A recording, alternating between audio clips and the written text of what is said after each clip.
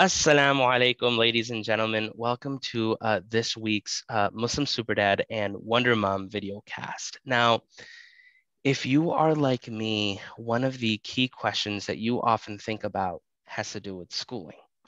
Do we do public school? Do we do private school? Do we do Islamic school? Do we do homeschool? Now, COVID-19 has accelerated so many different things in different areas of our life, whether that be, hey, maybe we're grocery shopping using apps now instead of in person, or maybe we are homeschooling for the very first time.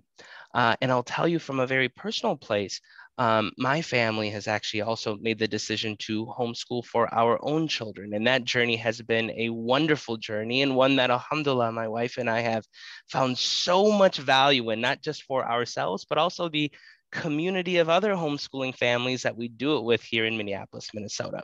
We thought to ourselves, look, it might be valuable for us to chat with an expert on the topic. Enter Dr. Gemma Elizabeth.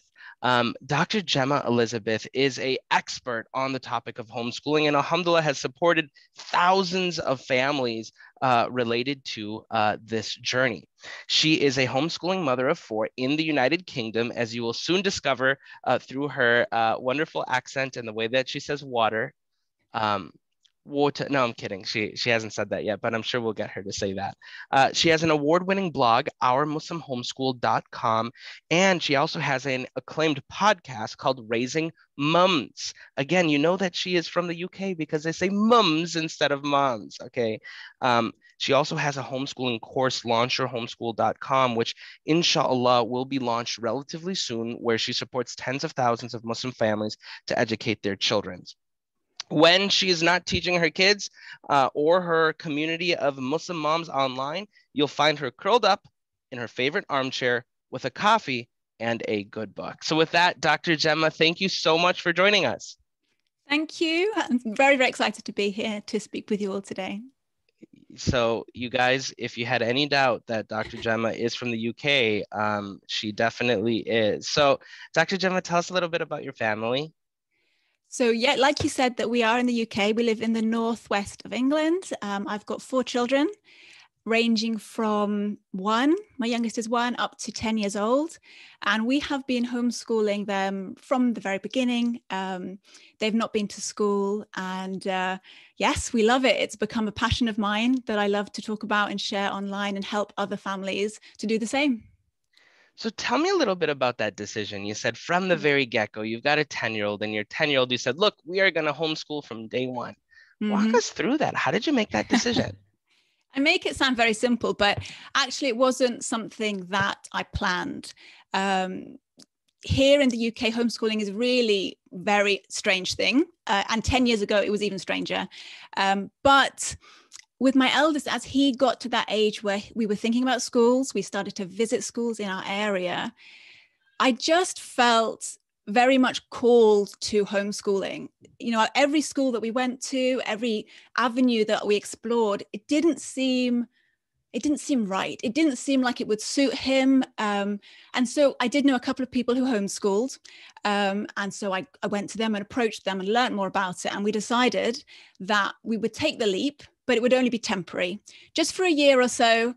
And then he would end up in school like everybody else, like me, like I did. But yeah, it didn't work out that way. And yes, we have been homeschooling ever since. I appreciate that, and I think that the journey that you've talked about is one that I can certainly relate to. Now, again, we're very early on in our homeschooling journey, but I think, like many things in our life, we are saying, "Hey, we're going to do this right now. We'll see how it goes, and then we'll revisit it over time and decide whether it is right for us." So now I'm curious. Like you mentioned that you went to different schools and you weren't able to find like what was right. I guess what was the allure or what was the benefit associated with homeschooling that you saw? At that age, when he was just about 4 years old, I felt that putting him into school was almost denying him his childhood, that he would be put into this conveyor belt and go into this system that he wasn't ready for, that none of us wanted. And it would he would almost lose out on aspects of his childhood that I didn't want him to miss out on that time to play, to wonder, to explore the outside. And I just didn't feel like it was necessary at 4 years old for him to be in school from 8:30 in the morning through to 3:30 in the afternoon, and that we would all miss out on seeing him grow up. And that was really, for him at that age, what motivated it. Yeah, I can certainly appreciate that. So now you have, you know, a 10-year-old. You said you have, you know, a 1-year-old as well. I imagine the 1-year-old is probably not doing the homeschooling, but I guess like what? So what does it actually look like? Like, what is a day in the life of a homeschooling family? And yeah, I guess tangibly, what does that look like for you? I mean, you'll know this yourself, but every homeschooler, it looks different in every home, depending on the situation, your lifestyle, on how old your kids are, where you live, what your values are, you know, what you want for your children. It's going to vary from home to home. But, you know, for us, you know, we do most of our homeschooling in the morning. So, I mean, at the moment, because Fajr is so early here, the kids will sleep in after they've prayed, and we won't start homeschooling until about 10. Then we'll do a few hours of sit down focused work. And then the afternoon is free for them to do more hands-on things or to just play. And then in the sort of early evening, they go to madrasa, they learn Arabic with their friends, and they do Islamic studies. Then we come home and it's dinner, family time, and to bed. And they usually will spend an hour before bed reading. But that, you know, that's our home. That's our homeschool. That's our values are reflected in that. But definitely, you know, other families, you know, don't have to follow that model at all. I know a family who they get all their homeschooling done straight after Fajr while the little ones are still sleeping. They get everything done really, really early. And then by 9 o'clock, you know, all the focused homeschooling is done. And they can, you know, just live out their day, whatever they want to do. I know other people who do their main sort of book work in the evening when dad comes home from work. And that's one of the real benefits of homeschooling, is that you can adapt it to your lifestyle. So I want to reflect on two things, and I want to share some of my thoughts as well. But one of the things that Dr. Gemma, I get concerned about myself, right? So alhamdulillah, we've been blessed with two children, Kauthar, who is 3, and Qasim, who is 1. He's not 1, actually. He's 2 weeks old, or 2 months old. Okay. Oh, mashallah. And inshallah, Allah blesses us with more kids. If we just had 1 who was 3, I'm like, oh yeah, like this, you know, you know, being able to spend focused time from 10 to 11, like that sounds like it will be just fine. But of course, when you have multiple children in multiple age groups and like you have that focused time, like, are you able to stay sane during that time? Like how, like what? Like, how do you do like a 10-year-old and a 7-year-old and like a 4-year-old all at the same time, I guess? Oh, that, you know, that comes from our upbringing with schools, you know, where the kids are all separated out according to age. And so that's been ingrained in us, that model, but it's actually not necessary. So my 10-year-old and 8, he's just turned 9, they work a lot together. And actually, even my 6-year-old will join in some of the subjects as well. And so for some of the subjects, you will have group learning going on. You'll have subjects where all the kids can join in together, no matter what their age. And then you'll obviously have subjects where they have to work individually, like reading, spelling, and things like that, which are based upon their sort of individual level. So, you know, I mean, throwing a 1-year-old or a 2-month-old in, it does add a bit of adventure to the whole experience. But when it comes to when they're a little bit older, you can definitely teach these subjects in a group. So one of the things I want to just share that I heard Dr. Gemma say, and I want to just kind of reiterate, right? So the way that Dr. Gemma talked about her day, I think was really fascinating. You'll notice that she said, hey, look, we have like our focused, like actual, like quote unquote, like learning time between 10 and maybe 11. Okay, so it's like for an hour. And then beyond that, there is other activities that they're doing together, whether that be after school activities with Islamic studies and Arabic, whether that is going outside and playing and things like that.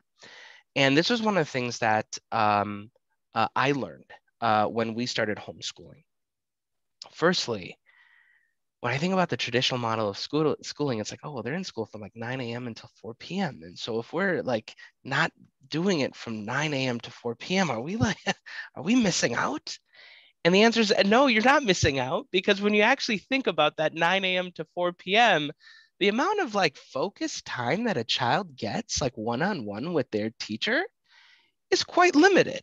And in fact, the quality of the time that you have with your children when you're spending in this dedicated fashion is actually quite robust. So that 1 hour, that 1.5 hours that you spend, there's a ton of value that the children get out of that outside of the entire, like, okay, 9 to 4, where, 15 minutes is between here and there and 30 minutes is from there and there. So that's one of the quick things that I just want to react to and share, because that's one thing that people often think about. But the second thing that people often think about, I feel, is around, well, hold on. I mean, you said Dr. Gemma is a doctor. I mean, her honorific, she's a PhD. So only PhDs can be doing homeschooling. Is that true, Dr. Gemma? Of course, it's not true. No. First of all, But a I'm not little bit true. PhD. It is a little bit, come on, a little bit true. No, no. Okay, anyways, okay, so please. First of all, I'm not PhD. I'm a veterinarian. So just to clarify that. But anyway, I think that this idea that you need to have some kind of qualification to teach your own children is, a little bit worrying, because any teacher, the best teacher that you can find, the most dedicated, talented teacher, is still not going to know your child as well as you do. I mean, you as their parent from day one have been dedicated to them. You tirelessly do anything for them. You would do anything for them. And you know them inside out. You know what makes them tick. You know what they hate. You know what they need, which is really important. Far more than any teacher will do, no matter how many letters they have after their name. And I come across in my work, I come across teachers who are now homeschooling. And what they tell me is that they really struggle because they've had to unlearn everything that they learned for the classroom. Because I'm sure you can imagine, you're teaching a class of 30 plus kids requires very different skills to teaching 1 or 2 kids in your home and your own children. And so what works at school, it doesn't usually work at home, and vice versa. And so they're very different skills. And so this idea that you need some kind of qualification to teach, it's just wrong. And I want to build on that. When I feel like it was 10 years ago or 12 years ago, way before I even got married or had kids, I watched this movie called 300. You're probably thinking to yourself, I mean, what does it have to do with parenting? It's a stretch, okay, but let me make the connection, right? So 300 is the story of like these 300 warriors from like Greece or something that like fight. And I remember there is this scene where at the beginning of the movie, where the father is raising his child. Okay. And when I say raising his child, he is spending quality time with his child. Now, at that time, there was folklore around it, right? So they were spending time kind of fighting and wrestling and things like that. But he was thinking to himself, this child is my legacy. I'm going to go off to war. I may not survive this war, but this child is my legacy.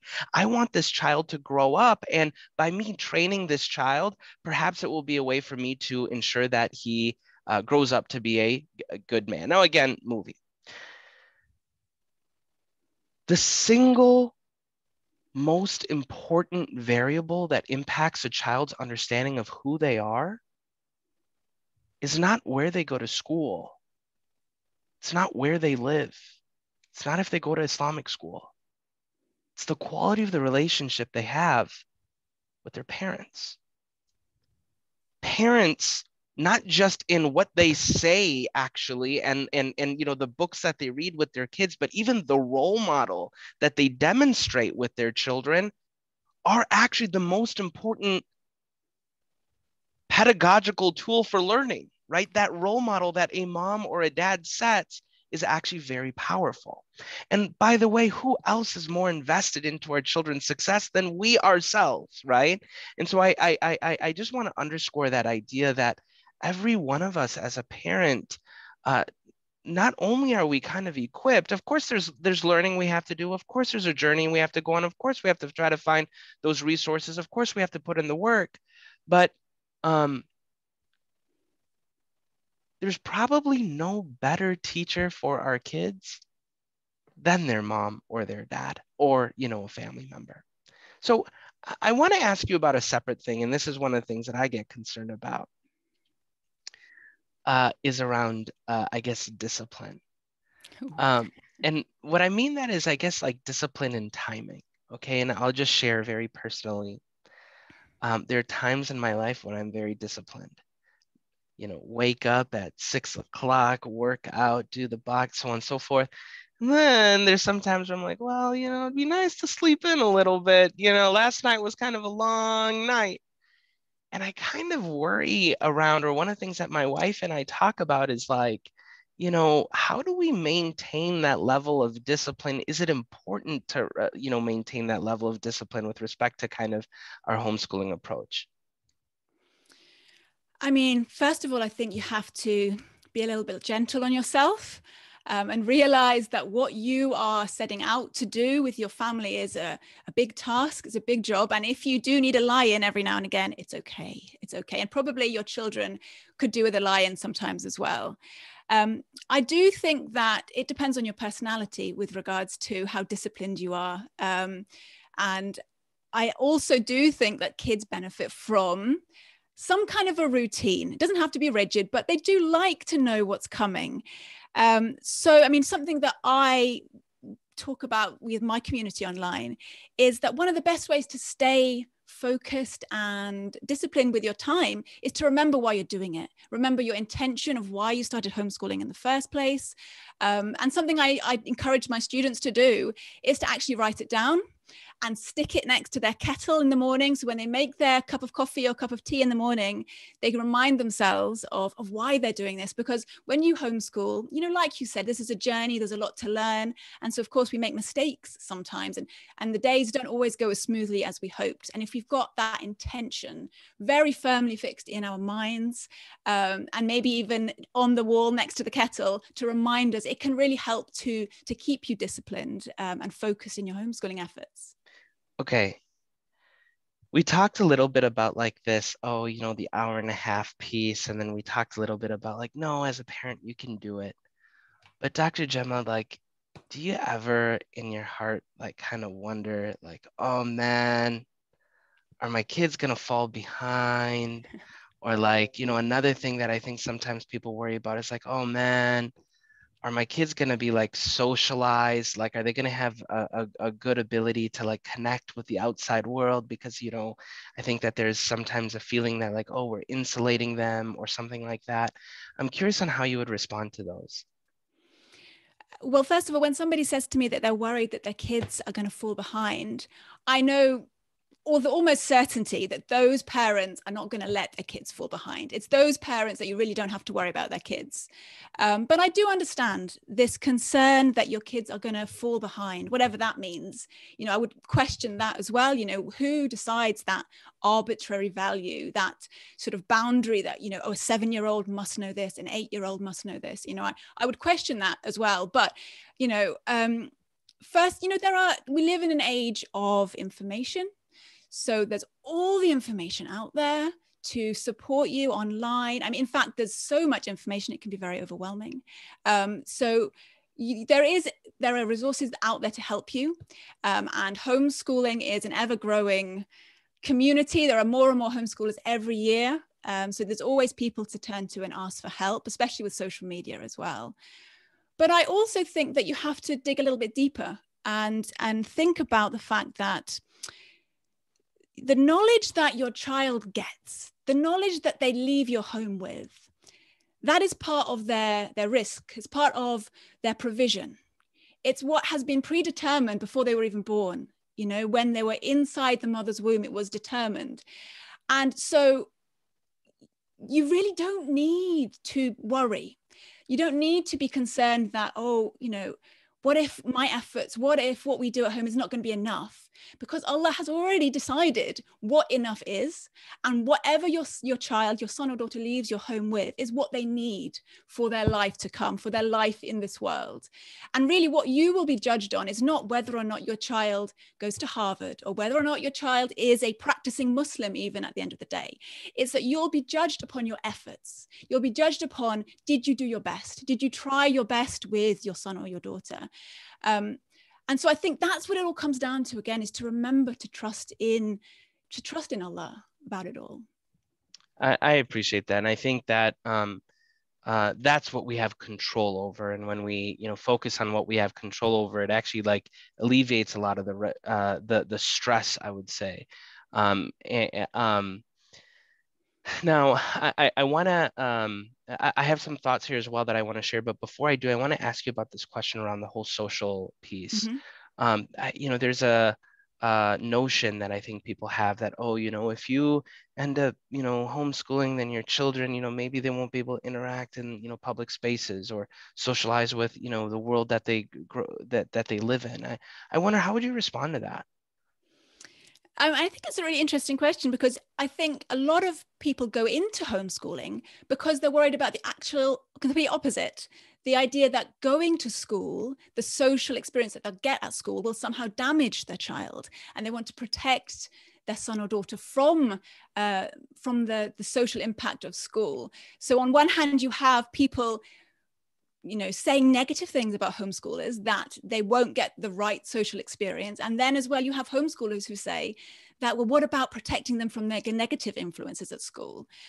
I mean, this idea that kids are not going to be socially well developed if they're homeschooled is, I think, based upon this idea and this misconception that when you're homeschooled, you're at home with your mom and dad 24 hours a day, and you don't leave the home, or you very rarely see other kids.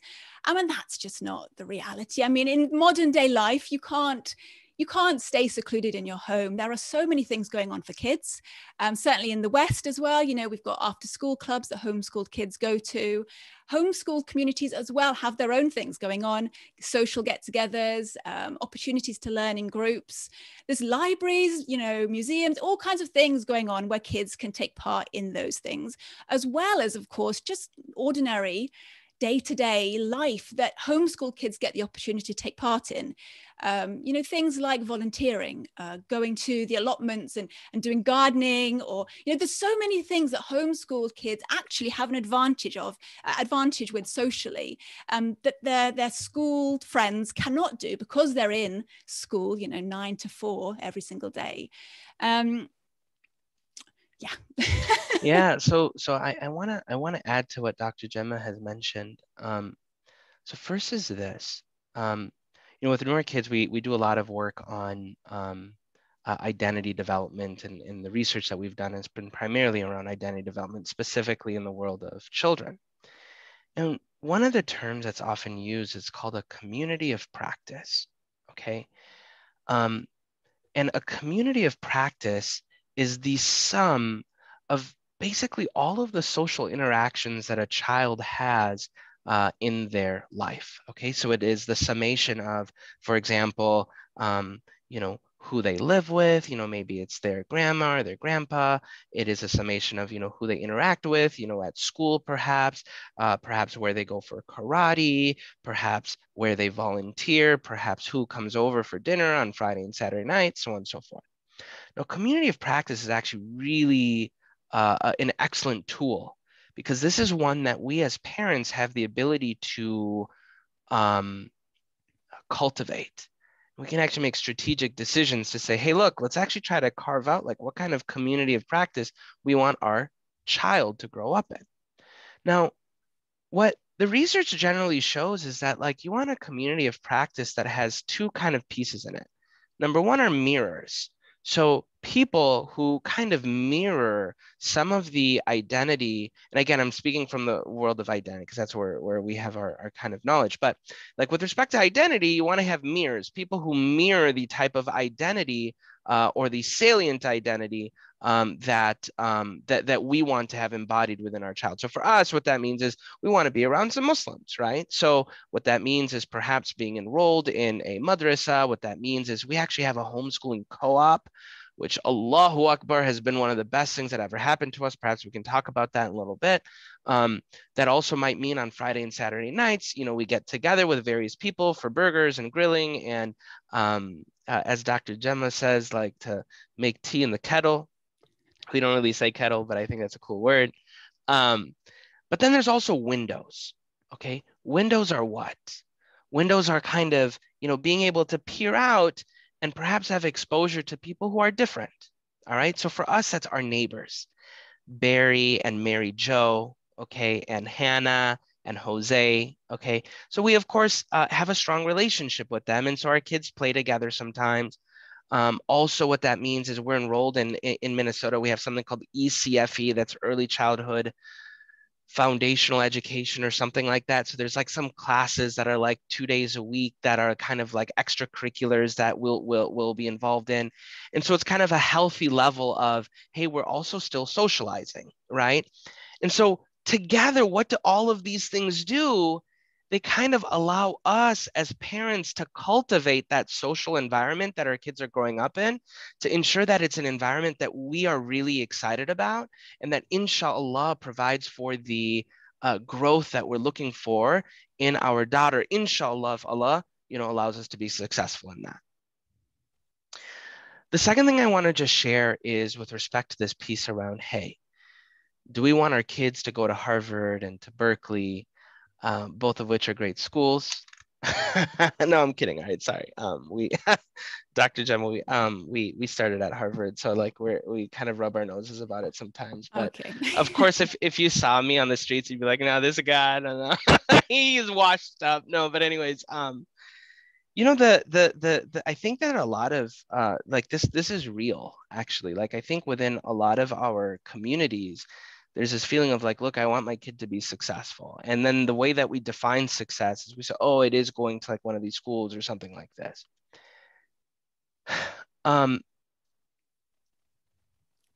Let's accept that for a moment, right? So I think that like there can be a discussion on that to say, hey, look, is that what success actually is? Mm-hmm. But regardless, to say, okay, let's assume that's what we want. The question is, how do you achieve that? The way that you achieve that, is that by like being really good at geography and like being really good and getting A grades in math and in science and like pushing yourself to get like an A in all of these classes? I would assert that that's not the case.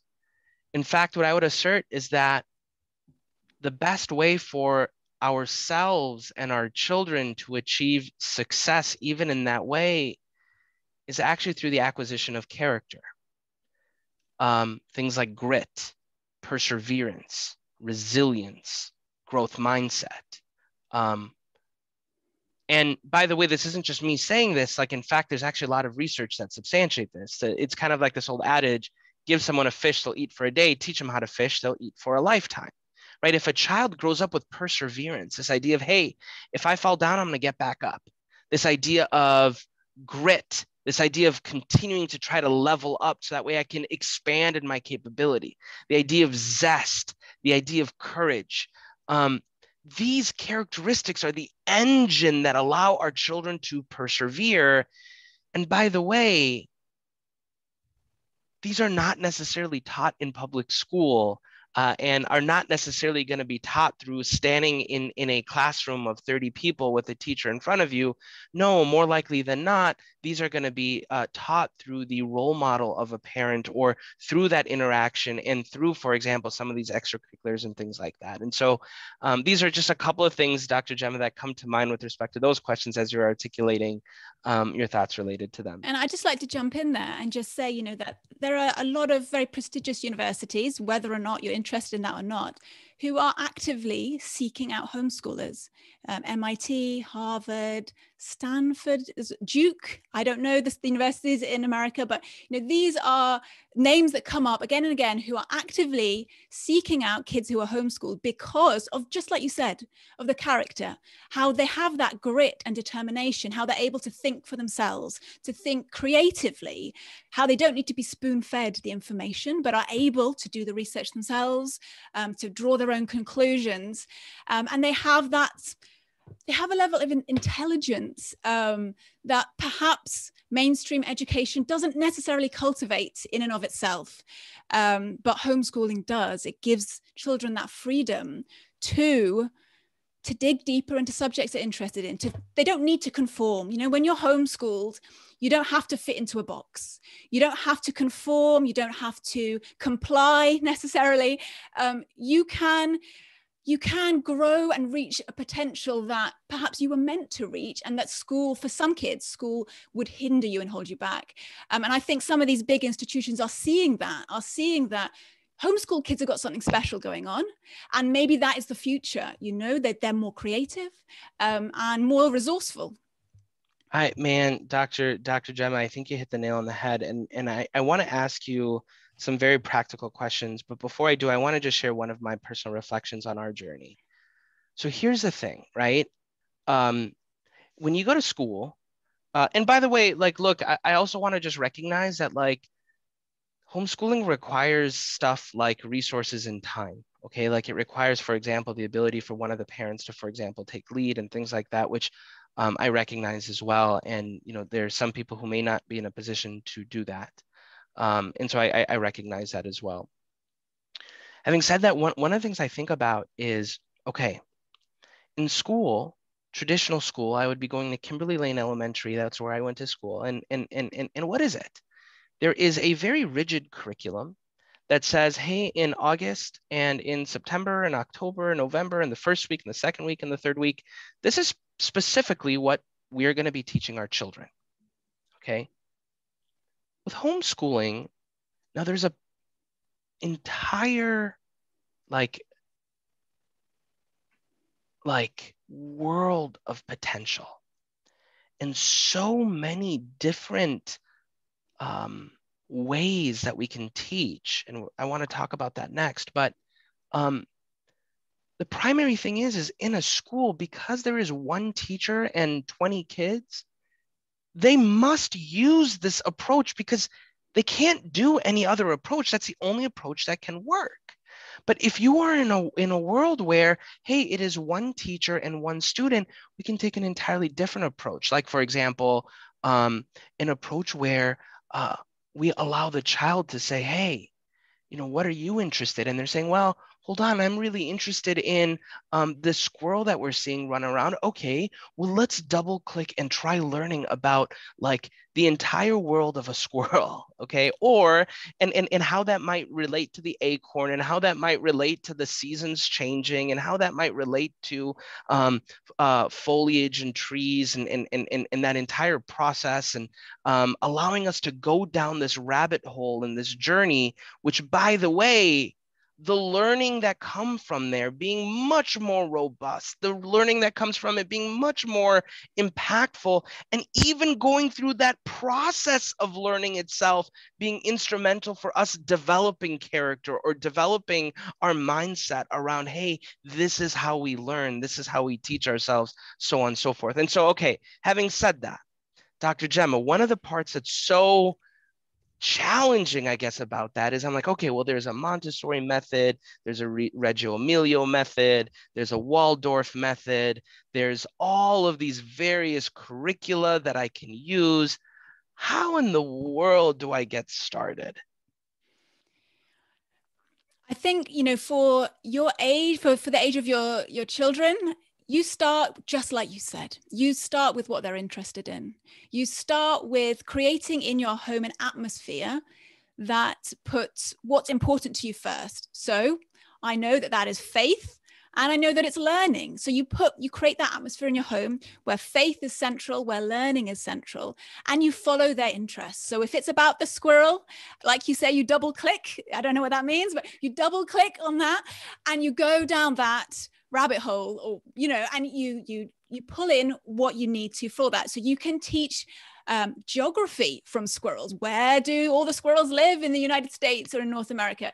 You know, you can do maths, you know, you can use, I know, sums with squirrels. You can do all kinds of things. I mean, we did something very, very similar when we first started, which was with dinosaurs. My son had an absolute obsession with dinosaurs for about 3 years. And it took us from, you know, like most kids, you know, playing with little model dinosaurs and learning their names, through, he learned graphing, he learned geography, he learned, you know, a lot of different maths, you know, learning the different, you know, you can imagine, you know, the millions and the billions of years. He even dug into paleontology, geology. I mean, this was all before he was even 6 years old. Biographies, learning the biographies of some famous paleontologists. And so that is a really fantastic place to start at that age, where there's no pressure. There's no pressure to meet any standards. There's no pressure for any exams coming up. And by doing that, I think you really sort of whet your appetite and see, is this something that you could do long term? Do you enjoy the homeschooling life? Is your child thriving in this kind of situation?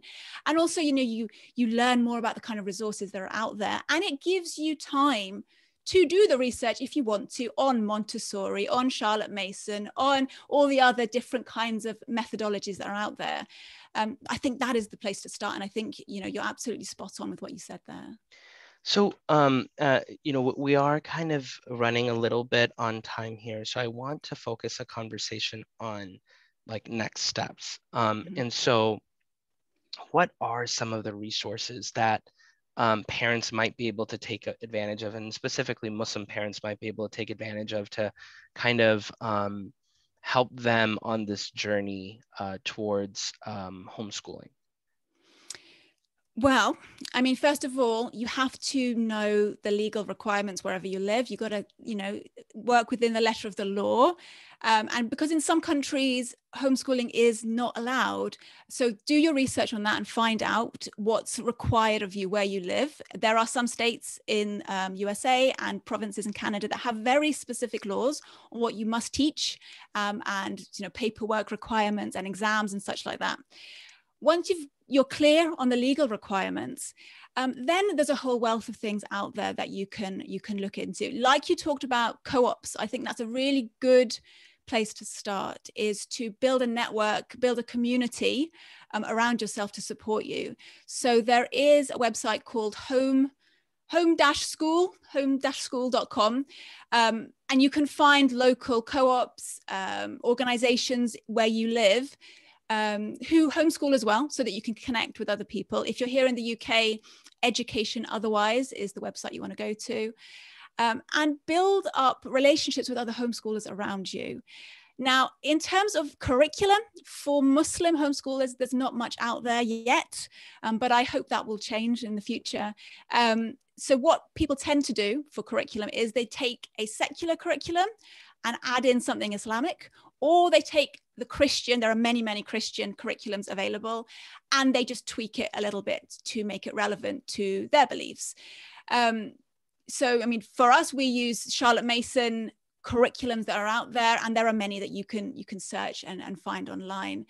And I think, you know, a really good place to start as well is to go onto YouTube. There are a few bloggers who Muslim bloggers who have really dedicated a lot of time to that. Oh, really, Dr. Gemma? Is there any like specific bloggers you can think of who do this? Well, apart from me. Oh, of course, apart from me. Right. No, there is, if you like Waldorf, if you're interested in that, there is Hannah from Pepper and Pine. She has an excellent channel. And on Instagram, there are quite a few. Mama Teaches Me. I mean, there's so many. If you just use the hashtag Muslim Homeschool, you will see how much is out there for you, often for free, or for very little. So it's definitely worth looking into. And I think this space is really going to change in a big way in the coming years, in the next 5 to 10 years. I think soon there'll be much more out there for Muslim homeschoolers, because I can see it growing and Inshallah. growing year by year. Inshallah. No, but Dr. Gemma, I was sort of kidding, but truthfully, please do. I know that you like prior to your coming on, I had the opportunity to actually look at your YouTube channel, which Allahu Akbar, there's a ton of amazing resources there. And also, if I understand, you have an ebook that people can take advantage of as well. Tell us a little bit about that. Yeah, so I have an ebook that I'd like to offer your community. It's called Homeschooling, What You Need to Know to Get Started. So you can get that for free at ourmuslimhomeschool.com/ebook. You can get yourself a copy of that, and that will really set you up to get started with homeschooling and find out what it is you need to know to get started. And I also have a course that's going to be launching on the 5th of July. So I would love for any of your community who are interested in that, if you would like to find out more about that, you can follow me on Instagram, Our Muslim Homeschool, or on Facebook, again, Our Muslim Homeschool, and you'll get all the updates there as well. Wonderful. Well, I'm super excited to hear that. We're running short on time. I do want to just provide a little bit of a snippet on my experience as well, because I think that was one that maybe some of our community members can relate to or connect with. So I also want to recognize Kother is only 3 years old. Okay, so I think people are in different spots. About 2 years ago, I used to live in Northern California. Mashallah, a lot of really amazing like Muslim resources, Islamic resources. We moved to Minnesota. And when I moved to Minnesota, where we live in Minnesota, there are some Islamic schools. And even among the Islamic schools, I think all of them are doing really great work. My wife and I and some of my friends, we were kind of talking to each other and we're like, we're looking for something a little bit more rich for our children. When I say that, what I mean is one that is a little bit more hands-on, one that allows us to teach our children character, one that allows our children to more hands-on, like ownership of this process. And these like-minded families were of the same opinion. They're like, look, we're actually looking for the exact same thing. And so there was about 5 of these families. All of our families have kids in a relatively similar age group, although the other families have kids that are a little bit older than ours. And what we did actually is over the summer, we went through a kind of homeschooling boot camp, perhaps similar to what Dr. Gemma is talking about. This was put on by a school in Baltimore called Al-Hadi Institute. And so they were doing this boot camp for families that want to homeschool. And so it was 12 weeks long. We had homework to do. It was pretty serious. But it allowed us to create our own vision. It allowed us to learn more about the legal requirements. It allowed us to learn more about what is our own philosophy. And starting last year in September, we kicked off our homeschooling co-op. The way it works is 2 days a week, all the families get together from 9 a.m. to 1 p.m. My wife is the one who leads it for my family, and I think for most of the families, it's the moms who are leading this. But then beyond that, twice a month, we'll actually do field trips on the weekends. Those field trips, like this weekend, we're doing a yurt stay, which a yurt is like a old type of a tent, okay? And our families get together and we do that. Or, for example, a week ago, we went to, a farm and we actually like saw how animals are, give birth. We also saw how animals are slaughtered, so on and so forth. But what has that done? What that has done is it has created, like my daughter Gother now has 4 other kind of moms and 4 other dads that she kind of has in I think a really appropriate way, this whole idea of taking a village. What that's also done is it's given us social support. So when we are homeschooling, we don't feel like we're doing it alone. We feel like we're doing it with other people. And I think really importantly, it's also given us other families to like share resources with. When we're buying a curriculum, when they're buying a curriculum, we're able to kind of like, pass that along. And so, man, I wish I hope that Allah subhanahu wa ta'ala continues to put barakah in this effort that we're doing and that other homeschooling families are doing. But really, I wish every family to be able to experience what we're experiencing. The amount of growth that we're seeing in our daughter and the tight social relationships that we're developing with other families. And I'll tell you, even for me as a dad, COVID-19 has been kind of tough, right? With social isolation and all this stuff. Creating this co-op for me has been therapeutic too, honestly. And so I just can't sing enough praises about this. And yes, there's work involved. Yes, there's research to be done. And by the way, the reason why we're having Dr. Gemma on at this time of the year is because we've got the entire summer to inshallah prepare, such that hopefully next year your family might be able to look into us in a way that you may have not been able to before. All right, so I went on a long monologue there. Dr. Gemma, anything to add, subtract, any thoughts that that you'd like the audience to know before we depart? I think I just want to again just talk about what you already touched upon, is that homeschooling is it's almost reclaiming our role as parents, that for millennia we have been the primary educators of our kids. And it wasn't until maybe 200, 100 years ago in the Industrial Revolution when that was taken away from us, where we were told that somebody else should be in charge of their education. And homeschooling is just reclaiming what is already ours. And it's a beautiful life, like you said. And much like you said, I really wish that those of you who feel in some way drawn to it, feel a tug in their heart pulling them in that direction, at least explore it a little bit further. And I hope that this discussion has helped you to see that it could be possible, and that some of those misconceptions that you had about homeschooling, perhaps they were not entirely true, and that perhaps, inshallah, this could be an option for you and for your children. So now, Dr. Gemma, you mentioned on a couple of different occasions this kettle. What types of substances do you put in the kettle? Really? You don't use that word? So kettle is where you boil water? There it is. She said it. I knew we'd get her to say water at some point. Water. Okay, sorry. That's the only. No, I know what a kettle is. We use a teapot mostly, but I was just trying to get you to say water. Oh, you tricked me. I tricked you. All right. Well, look, on behalf of myself and the entire community we have at Noor Kids, Dr. Gemma, we want to thank you so much for spending your time with us. And I want to highlight, look, over the course of this conversation, we're able to learn a couple of things.